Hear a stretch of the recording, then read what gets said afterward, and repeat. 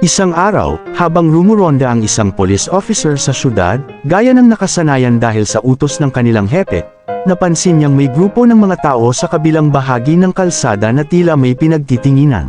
Dahil sa kanyang tungkulin na mapanatili ang kaayusan, agad niyang sinuri kung ano ang nangyayari. Laking gulat ng pulis nang makita ang isang babae na naglalakad sa kalsada, nakabukas ang kalahati ng blouse nito, at kita na ang isang suso. Dahil ito'y nakakakuha ng atensyon mula sa mga tao, lumapit ang polis at maingat na kinausap ang babae, mawalang galang na po ma'am. Sumama po kayo sa akin sa police station ngayon din, sabi ng polis. Nagulat at nagtaka ang babae. Bakit ako sasama sayo? Anong kaso ang kakaharapin ko? Sumagot ang polis, kakasuhan po kayo ng alarming scandal ma'am. Mas lalong nagulat ang babae at nagtanong, bakit mo naman ako kakasuhan ng alarming scandal? Dahil nahihiya ng magsalita, itinuro na lang ng polis ang nakalabas na bahagi ng blouse ng babae, kung saan kita ang isang suso.